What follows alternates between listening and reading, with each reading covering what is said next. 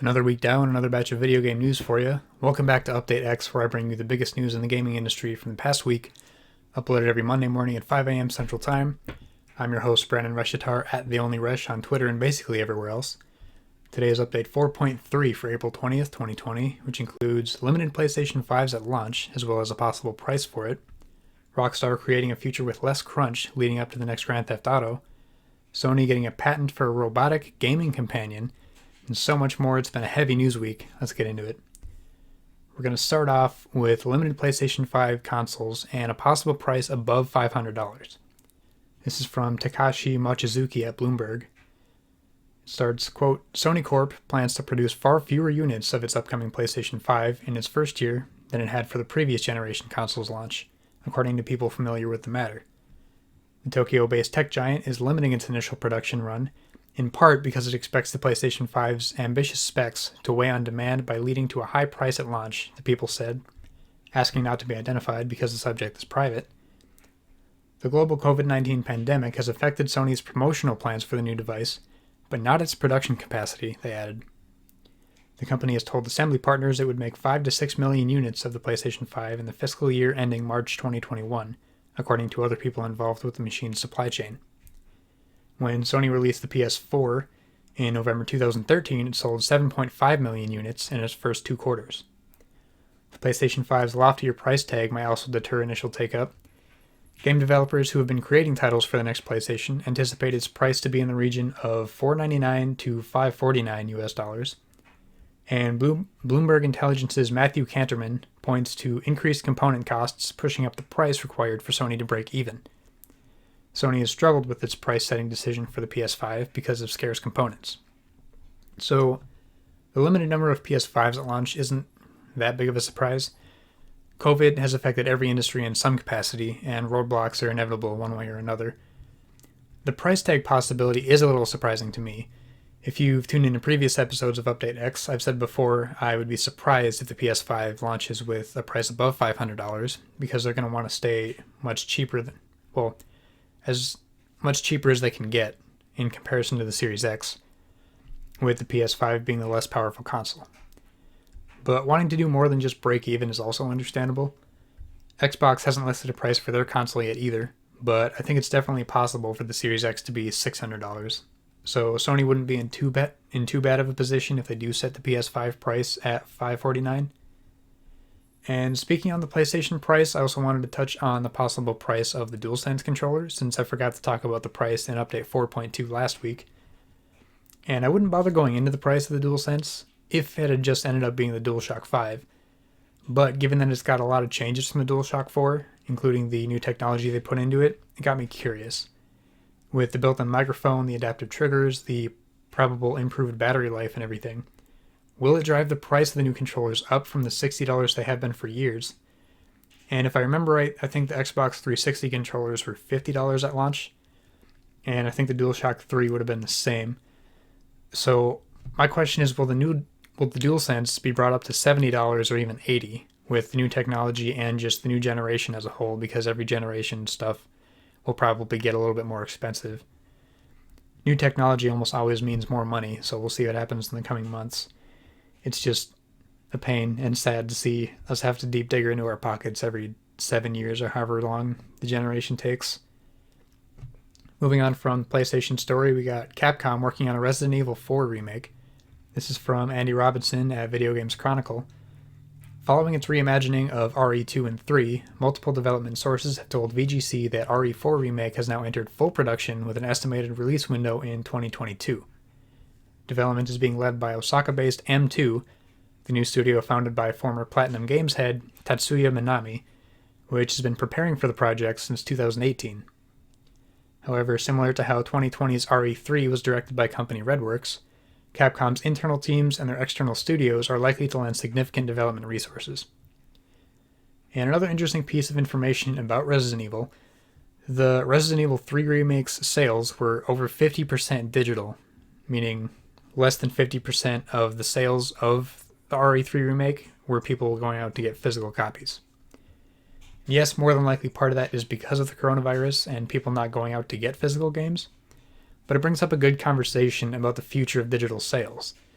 There are still people that like to buy physical copies of games whenever possible because they can return or resell the games they don't want. They like the cover art, got some collector's edition, anything like that.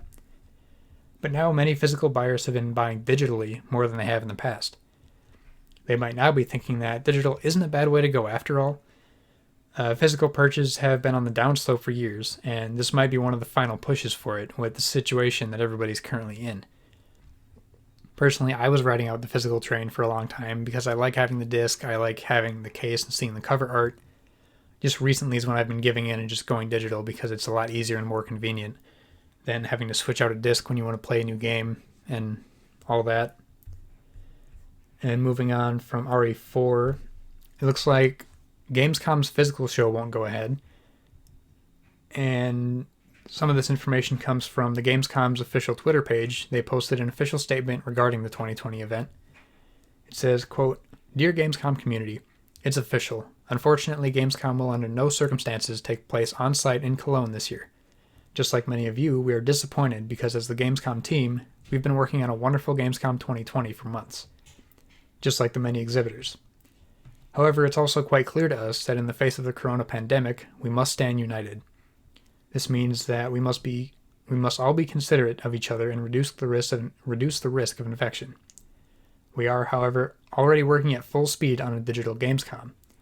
It is, after all, the world's biggest event for games, and that's what it should be again this year. You can already look forward to how we will celebrate the best games in Gamescom together with you and millions of gamers worldwide at the end of August, even if it will only be a digital and not on location this time. Because one thing is certain, this year too, Gamescom is and will remain the heart of gaming. We will reveal more about this in the next few weeks. Until then, stay healthy and don't forget to #stay home and play together, your Gamescom team." And regarding already purchased tickets, all paid tickets will be refunded.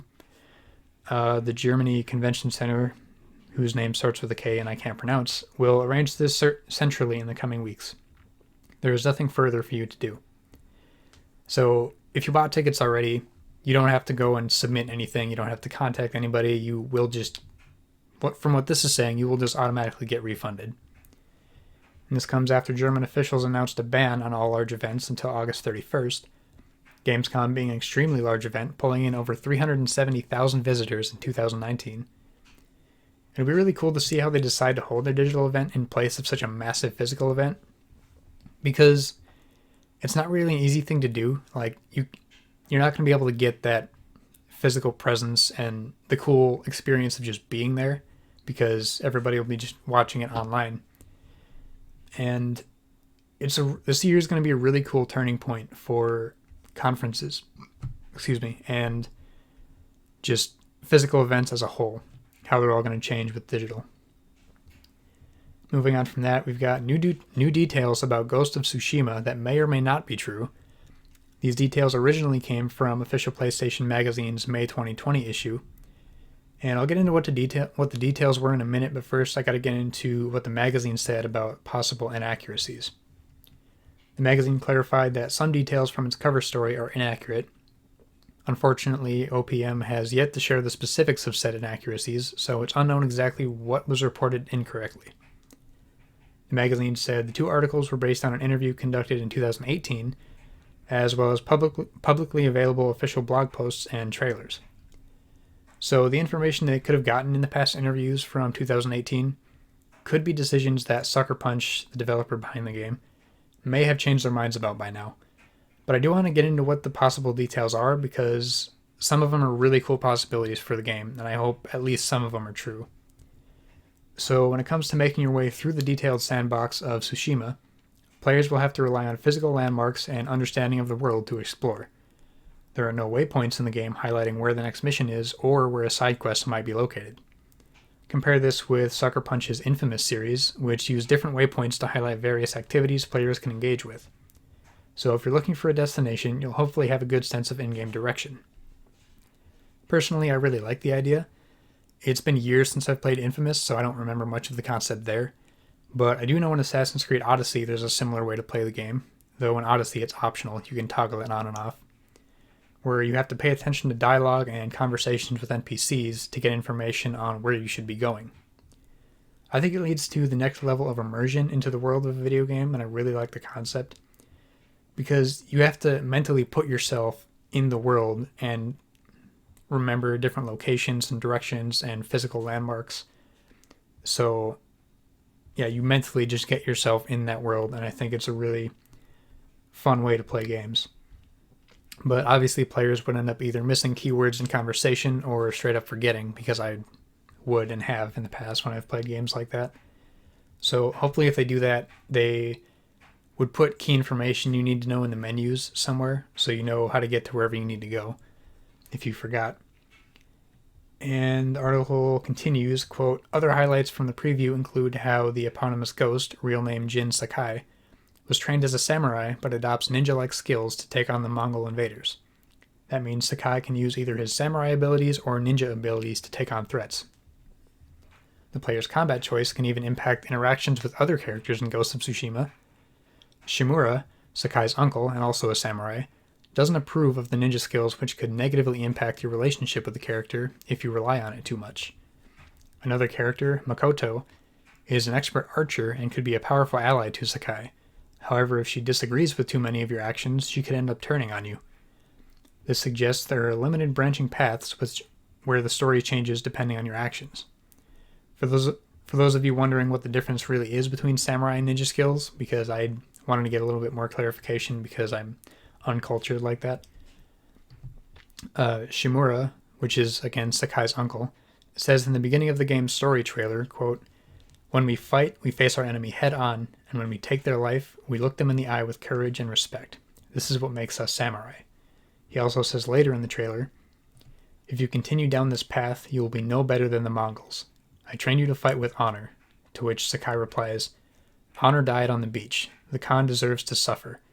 And at the end of the trailer says, "I am samurai, but I will sacrifice everything for my home."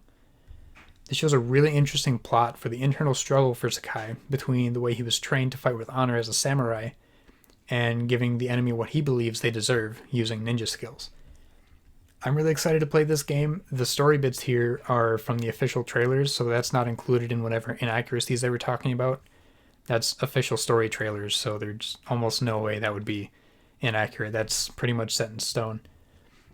And one cool detail for anyone interested in the music is the soundtrack features music by Japanese film composer Shigeru Umebayashi, who worked on movies like House of Flying Daggers and The Grandmaster.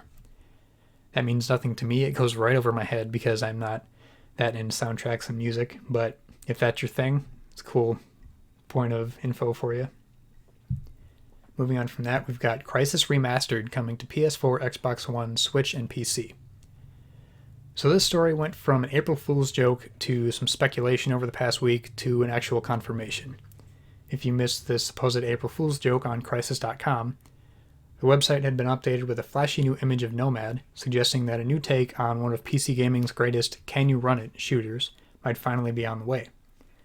It seemed especially meaningful given the CryEngine showcase video released by Crytek in March, which ends with a brief clip of what appears to be remastered Crysis gameplay. Alas, looking at the source code on the Crysis webpage revealed that hidden among the meta tags were the words April Fool. Hope dies hard, but that's pretty unambiguous and seemed to put an end to the matter. But then on April 13th, this happened. The official Twitter page for Crysis put up a tweet saying, "Receiving data." This is the first tease out of the Crysis Twitter account since December 2016, a tweet which was preceded by a half dozen other tweets that year, mostly promoting merchandise. One tweet in 2015, also merchandise, and then all the way back to 2013, the year Crysis 3 was released. You could practically see the dust sitting on the brand. But now, it's actually official after details of the remaster leaked on Thursday via the game's official website and were later confirmed by Crytek. This next part comes from Michael McWhirter at Polygon. Crysis Remastered will bring new graphic features, high-quality textures, and ray tracing to the original game, according to details from the official site. A release date was not revealed. Original publisher EA does not appear to be involved in the re-release. We've reached out to Crytek representatives for more details. And a quick thought on the remaster coming to Switch. Yes, the game will probably run fine, but it definitely will not look nearly as good. There's no way the Switch version is going to have ray tracing because the Switch cannot handle that. I know it should really go without saying, but it's just something to keep in mind if you're debating on which platform you're going to buy it on. If you're going for straight graphics and just want it to look absolutely the best, just do PC, or if you have PS4 Pro or an Xbox One X, do it that way.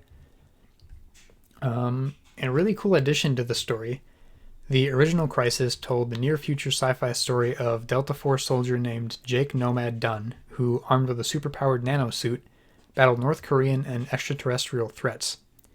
The events of the game are set during August 2020, so I think it would make sense and be really cool for them to release it in August this year, when the story of the game takes place. And I love when that happens in games and movies where they take place in the future from when the time they're released, but not too far in the future, so when the game, or when that date does come up, people still remember the game or the movie and can either play or watch it again, or there can be a re-release or a remaster of it. And the fact that they're fighting North Koreans is oddly kind of relevant. But moving on from the Crysis story, we've got Sony Play at Home initiative gives players the Uncharted Collection and Journey for free. This is from Jim Ryan, president and CEO at Sony Interactive Entertainment. The article starts, quote, "People all over the world are doing the right thing by staying at home to help contain the spread of COVID-19. We are deeply grateful to everyone practicing physical distancing and take our responsibility as a home entertainment platform seriously. So we are asking our community to continue supporting the safe choice and the need to play at home. As a thank you to all who are doing their part to lessen the impact of this pandemic, Sony Interactive Entertainment is pleased to announce the Play at Home initiative. Play at Home has two components. First, providing free games to help the PlayStation community keep the PlayStation community entertained at home. And finally, establishing a fund to help smaller independent game studios who may be experiencing financial difficulties continue building great experiences for all gamers. To start the initiative, you can get Uncharted, the Nathan Drake Collection, and Journey for free as digital downloads until May 5th, 2020, at 8 p.m. PDT. Once you redeem the games, they are yours to keep, so it's not like the game that's free for that month. You can keep these games once you download them. PlayStation users in China and Germany will have the Nathan Drake Collection swapped out for Knack 2 instead. And if you want to follow up the Nathan Drake Collection with Uncharted 4, which is not included in the collection, that'll be also free for PS Plus subscribers until May 5th. So you can grab both of them and have every mainline Uncharted game to play through for free. This is a cool initiative by Sony, giving more games for free to people stuck at home. My question is, do they give players more free games once this current deal ends on May 5th? So do they have it be this continuous streamline of free games until the pandemic is over, or how they're going to go about that, I'm not sure. But it would be a cool stream of free content for gamers during the whole COVID deal. And going into the creative funding, independent developers are vital to the heart and soul of the gaming community, and we understand the hardships and financial struggles that many smaller gaming studios are facing. With that, SIE has developed a fund to support them during this time. We have earmarked $10 million to support our independent development partners. More information about the fund, including participation criteria, will be made available soon. More good moves by Sony here. A lot of smaller indie developers can work from home easier than large companies, but it doesn't make the current global situation any easier. Think of it this way. Think through this scenario. Indie devs are struggling and not as capable to make their games. Then the new consoles launch, and we see a long drought of indie games because of it. Sony providing them financial relief to them can help them keep up their hard work to bringing the players great indie games even through the pandemic. Because, if they're struggling financially and they're not able to make the games, then there is going to be a long period of time when the new consoles launch where not a lot of indie games come out because they weren't able to do it. So this should help them keep up with their work. Moving on from that, we've got a new XCOM spin-off coming this week. This is from Andy Chalk at PC Gamer. I haven't played the XCOM games, but I know some people will be into this, so I wanted to include it in this week's update. It's called XCOM Chimera Squad, and it's not a direct continuation of XCOM 2, but a smaller standalone spin-off that puts you in control of a fixed set of developer-created human and human-alien hybrid characters within a branching campaign about 20 hours in length. Interestingly, it'll be half price on Steam, $10 until May 1st, after which it'll go up to its regular price of $20. Much has changed in the 5 years following the events of XCOM 2. The defeated overlords have fled Earth, and a new era of interspecies cooperation has dawned, as humans, hybrids, and the alien soldiers left behind are now working together in an effort to build a new era of peaceful coexistence. Nice job, everyone. But not everyone's happy with this turn of events. Lurking in the shadows are mysterious forces determined to burn this brave new world to the ground, and it's up to Chimera Squad to stop them. A shorter standalone game is perhaps an unexpected direction for the series, but Firaxis says that the deviations to story and gameplay it came up with made more sense as a separate experience. Quote, after releasing XCOM 2 and the War of the Chosen expansion, the team felt there were exciting gameplay opportunities that had yet to be discovered. A studio spokesperson told PC Gamer, XCOM Chimera Squad features multiple bold new changes to the traditional XCOM formula. This specific vision for XCOM made more sense as a standalone title as opposed to a direct sequel. Unlike previous XCOM games, in which players name their soldiers after friends and coworkers and then feel bad when they get wasted, the agents of Chimera Squad have their own distinct personalities and abilities, including species-specific attacks like the Viper's tongue pull. Different character classes can and should work together to pull off powerful combo moves, and turns will be interleaved, meaning that individual agents and enemies will make their moves based on initiative rather than switching back and forth between entire teams. Combat in Chimera Squad looks to be more focused than it was in the previous two games. That's also reflected in the new Breach mode, one of the most interesting new elements of the game. Instead of your squad dropping into a preset location on the map and then moving out towards goals, you assign agents to different entry points and then use Breach-specific skills to coordinate their entry and maximize the impact of their arrival. Death is also handled differently. Given that you're playing with a pool of just 11 characters, rather than permanently losing a unit when their health reaches 0, agents will be put into a bleed-out state, giving players an opportunity to stabilize them, a Firaxis spokesperson told us. Any agent can stabilize a teammate, but if a player doesn't successfully stabilize an agent, they lose the mission and must restart. Releasing April 24th puts XCOM Chimera Squad just 4 days ahead of the XCOM-esque and shockingly good, according to PC Gamer, Gears Tactics. Undoubtedly a move to step in front of Xbox Game Studios' take on turn-based tactics. So, good stuff, exciting stuff for XCOM fans who have been wanting more. Moving on from that, we've got Sony says Amazon listings for PC versions of Days Gone and Gran Turismo not accurate. This is from Owen S. Good at Polygon. The two PS4 games were listed for release on PC on Amazon France. Sony had also seen PC listings for Bloodborne and Uncharted, the Nathan Drake collection.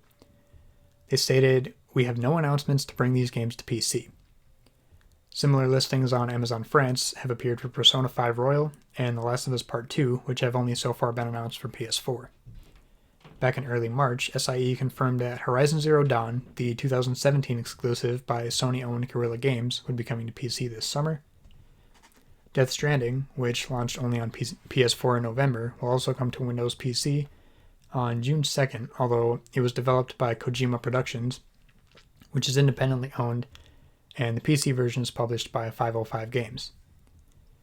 Usually, listings and rumors like this wouldn't be as big as this one got, but with the recent confirmations of Horizon Zero Dawn and Death Stranding soon coming to PC, it's not surprising that some people took these listings as legitimate. I definitely wouldn't expect Sony to start releasing many PlayStation exclusive games to PC too soon. Horizon and Death Stranding could mean they're more open to it now than they have been, but it doesn't necessarily mean the floodgates have opened for it. Let's just be happy with those two for now. And I mean, be happy about it. For some reason, some PlayStation owners have lost their minds over PS4 exclusives soon being available to PC owners. I saw a video going around Twitter of some kid throwing a fit, essentially, and literally destroying his desk in PS4 because Horizon was coming to PC. And it could have just been for views because people do that and it's dumb. I have no idea, but it's ridiculous either way. This just means more people get to enjoy a great game than could have before. Moving on from that story, we've got Rockstar finally moving towards less crunch with their next big game. This is from Toby Arguello at Screen Rant. If you listen to last week's Update X episode, you heard me talk about all the false GTA 6 rumors that you shouldn't buy into unless it comes from Rockstar themselves. And naturally, talks from Rockstar came not long after I said that because I had to jinx it. And the Screen Rant article starts with this. Quote, Grand Theft Auto 6 will reportedly be smaller than Rockstar's latest games at launch, and expanded via DLC. GTA 6 is yet to be officially announced, but recent information from reports lean very much towards GTA 6 being their next game in development. But it's pretty early in development, and people really shouldn't expect to hear much about it for quite a while. Getting back to the crunch, the playable area of Los Santos and the surrounding wilderness in GTA 5 is huge, only to be surpassed by Red Dead Redemption 2's behemoth of a map, a task which required grueling overtime hours for its employees. This crunch culture was met with criticism and controversy from the gaming community, rightly so, and after co-founder Dan Houser left the company, Rockstar has reportedly undergone a culture shift to better take care of its employees while still maintaining the quality of the product they're renowned for. According to the report from Kotaku, Rockstar is applying this culture shift to the development of Grand Theft Auto 6 by taking their time and releasing a moderately sized map at first, which will then be expanded by updates to spread out development time and mitigate crunch. It's not currently clear if these updates will be free or if this is a return to paid expansions, like Red Dead Redemption's Undead Nightmare or GTA 4's The Ballad of Gay Tony, but this is likely just a development decision to get the game out without the infamous 100-hour weeks that Red Dead Redemption 2 required. The 7 years it's been since GTA 5, in addition to however long we still have ahead of us before GTA 6, is a long time to wait for a sequel, but the mental health and well-being of developers is more important. If an initially smaller map is the price to pay to guarantee a crunchless development cycle, Rockstar fans should hopefully understand that whenever they finally load up Grand Theft Auto 6 for the first time. So nothing but good news here, really. The crunch a lot of developers have been facing over the last few years has been unbelievably hard for them, and the industry as a whole needs to be looking at ways to fix it. Taking longer in between sequels or whatever they need to do is fine. Just don't continue to break down the devs like this. We all love their work. We want them to thrive along with their games. And honestly, I kind of like the idea of launching with a smaller map followed by additions in the months to come afterward or whatever time frame they come up with. It keeps the game feeling new long after release, so a new section of the map opens up or whatever ends up happening, and people are more likely to jump back into the game and continue to play it over time. And if that gets a lot more expensive for each update, that's a different story. But I'm sure whatever the final plan ends up being will be a win for players and devs. Moving on from that story, we've got Sony's patent for a robotic gaming companion that reacts to your emotions. This story sounds like it's fake and somebody made it up as a joke, but it's not. As you read more into this, it sounds weirder every sentence you go with it. This is from Jordan Oloman at IGN. Quote, Sony has patented an autonomous robotic gaming companion that sympathizes with the user and reacts to their emotions during gameplay. A listing found on the U.S. Patent and Trademark Office website depicts the robot as a fuzzy little guy who sits next to you on the sofa while you play games. It has no mouth, but a pair of endearing eyes and cute boots, and is said to be able to talk and empathize with the player, as well as move its arm, leg, or neck in reaction to the user's emotions. So, I'm going to have the drawing of the patent up for people watching on YouTube. If you're listening to the podcast, you can try and Google the Sony robotic gaming companion or something like that to find this, but it essentially looks like a big cloud with arms and legs and two eyes, so I don't know what neck they're talking about that would move in reaction to the user's emotions. The patent mentions that ideally, the robot would be autonomous to the point where it could sit beside you on the sofa of its own accord, rather than being placed next to the user. It's also noted that the robot could play games with the player, the example given being the companion controlling the opponent team of a baseball game being played by the user. And when I was reading about this when it first came up, I thought it was going to be like an Alexa or Google Home sized thing that would, I don't know, sit on the end table next to your couch or whatever you're doing and would talk to you that way. But the drawing makes it look like it's the size of a small child, and it's a cloud sitting next to you on the couch, and it's kind of weird, and I don't like it. The patent describes the robot including a feeling deduction unit, an object control system that can detect and act upon the user's emotions. The unit can evaluate feeling indexes such as joy, anger, love, and surprise, and will be complemented by a biological sensor that can track the user's heart rate and sweating state. It doesn't sound too far from another Sony patent for a controller attachment that measures biological responses. I don't know how this thing's supposed to track your heart rate and your sweating state unless you have to put something on your skin somewhere, which is also weird. Every paragraph I read of this thing makes me more weirded out by it. Sony explains the robot's function in more detail later in the patent. It is expected that the user's affinity with the robot is increased and motivation for playing a game is enhanced by the robot viewing the gameplay next to the user and being pleased or sad together with the user. Further, regarding not only the game but also a movie, a television program, or the like, it is expected that the user may enjoy content more by viewing the content with the robot as compared to the case of viewing it alone. So, not strictly a gaming thing, it'll also watch movies and TV shows with you, I guess. Which doubles down on the whole. This is a patent from Sony, not PlayStation, so this isn't a PlayStation buddy thing. This is Sony making a whatever this is called companion. The patent explains that the robot has a love index, which will be affected by how the user speaks to the robot in moments of tension. When asked to be charged, if the player doesn't charge the robot quickly, it will evaluate that the player does not love it and will react in a similar fashion if it's kicked around instead of being stroked, or if the user tells the robot that it is being noisy. If it feels unpopular, it will no longer empathize with the player during gameplay, a conscious action made to make the user reflect on their attitude and treat the robot more kindly in the future. It can also help improve life rhythm and will tell users to go to bed. So, this is now making it sound like a Tamagotchi, where you have to feed it and take care of it, otherwise it gets upset, and the Tamagotchis die, but this thing will just get mad, I guess, and just ignore you? I don't know. It's unreal. And as with all patents, this may well turn out to be an idea Sony is tinkering with, rather than a product it intends to release imminently. I really don't think anyone needs or necessarily wants this thing. I still want to see it come out, and I want to see how it works and see what really happens out of pure curiosity at this point. But I guess we'll see. I don't know. As far as the news, that's it for this week. Moving on to gaming deals. For Xbox, you can still get some Xbox One X bundles, including the Gears 5 limited edition bundle for $300, which has the Gears 5 skinned controller and skinned Xbox One. This is on the Microsoft Store at xbox.com. Not much else going on that I could see with Xbox deals. For PlayStation, they still have a massive sale going on right now. The first sale went live a couple weeks ago with nearly 500 games, and now they've added about 100 games to the sale.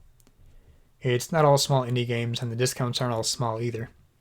The sale includes games like Persona 5, Sekiro: Shadows Die Twice, Marvel Spider-Man, Rainbow Six Siege, Battlefield 5, Shadow of the Colossus, and a ton more. I think I'm finally going to pick up Shadow of the Colossus because I've been wanting that game for a while now.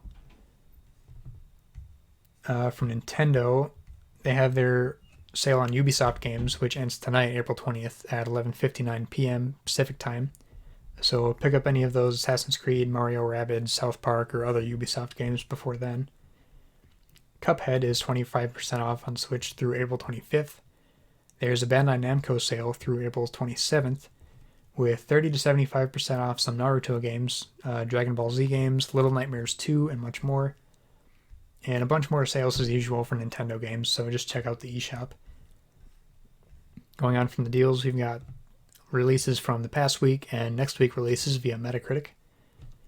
Blind Men released on April 14th for PS4, April 15th for Xbox One, and April 17th for Switch. Of course, they were all on different days for some reason. It doesn't have a score on Metacritic yet, but on Steam it got an 8 out of 10. This one sounded kind of interesting. In Blind Men, you play the nephew of a retired supervillain, and in hopes of following in your uncle's footsteps, you apply for membership to the League of Evil. Basically, you have to prove you can successfully commit a crime on your own. So that one's kind of an interesting story. I might have to look into that one some more. Fishing Sim World Pro Tour Collector's Edition, released April 14th for PS4 and Xbox. Space Engineers, released for Xbox One April 15th. Super Dodgeball, released April 16th for Xbox One and Switch. Save Your Nuts, released April 16th for Xbox and Switch. Drug Dealer Simulator, released April 16th for PC.